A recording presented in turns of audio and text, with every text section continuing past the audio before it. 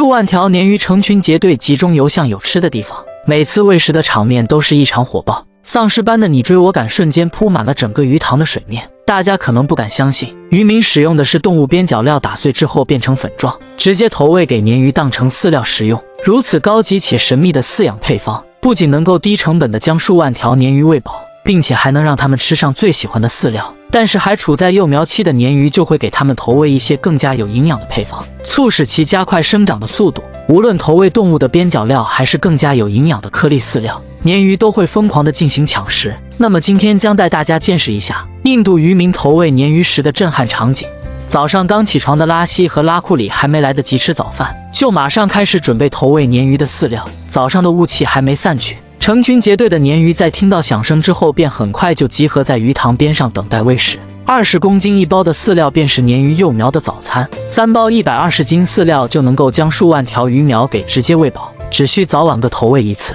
此刻还没开始正式喂食，鱼塘里面的成群鲶鱼便已经按捺不住想要分一杯羹，密密麻麻地占据了整个水面。此时想要从鱼塘里打水上岸，也要使用筛网过滤掉水中的成群鲶鱼，随便一捞就会有数十条鲶鱼被打捞起来。在还没有进行投喂饲料的情况下，只要水面有任何动静，马上就会使它们做出激烈的反应。在把水倒入到篮筐之后，此时拉希还需要将整包饲料倒进去里面进行搅拌，可以使饲料变得柔软且更有利于鲶鱼加速消化。这些便是让所有鲶鱼都爱吃的香甜有营养的饲料。浓烈的香味已经飘散在整个鱼塘周围，此时只要往里面抛洒一点点香味浓烈的饲料，就能够激活整个鱼群，纷纷像恶鬼投胎般跳出水面进行抢食。如此震撼的投喂场景看了都能让人头皮发麻。而另一边的鱼塘也只是投喂了袋中剩余的饲料，便马上水花四起。3包饲料虽然有120斤重，但成本却不会超过200块，这就已经满足数万条鲶鱼半天的伙食。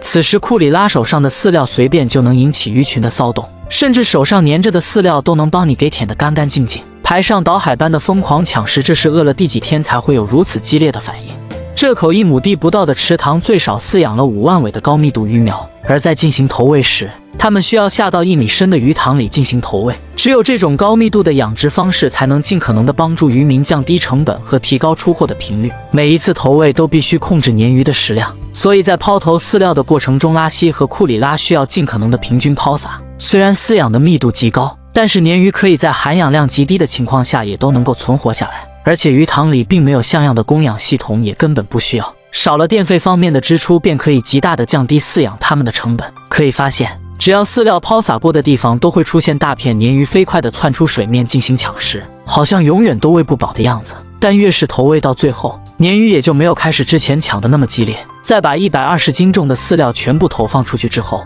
水面也在逐渐的恢复到难得的平静。也因为这口鱼塘喂养的只是些鲶鱼幼苗，所以用到了比较高档的饲料。那么现在让我们来看一下喂养已经成年的鲶鱼又会是怎么样的一番场景。这口鱼塘的大小同样在1亩左右，里面饲养的鲶鱼都是些随时可以拿到市场上出售的。而在准备投喂之前，鱼塘里面的鲶鱼只要听到熟悉的声音，就会排山倒海般到固定投喂点集合等待投喂。在机器开动的一刹那，水面上的鲶鱼变得更加疯狂无比，前赴后继地涌向机器旁边。此种震撼场景看得人眼花缭乱，每一条鲶鱼都生怕自己抢不到一口热乎饭吃。此时渔民只需将地上的动物边角料放入到机器中打成粉末状，便可以用于投喂。这种成本更低的饲料非常容易把即将上市的鲶鱼喂胖长膘。随着饲料不停地往下投放，所有能够游动的鲶鱼都从水下冲上了水面，而地上堆放着的1吨肉质边角料已经足够鱼塘里的鲶鱼吃上好几天。喂养的成本几乎可以忽略不计，而且这种超高密度的养殖方式还为它们带来了非常可观的利润。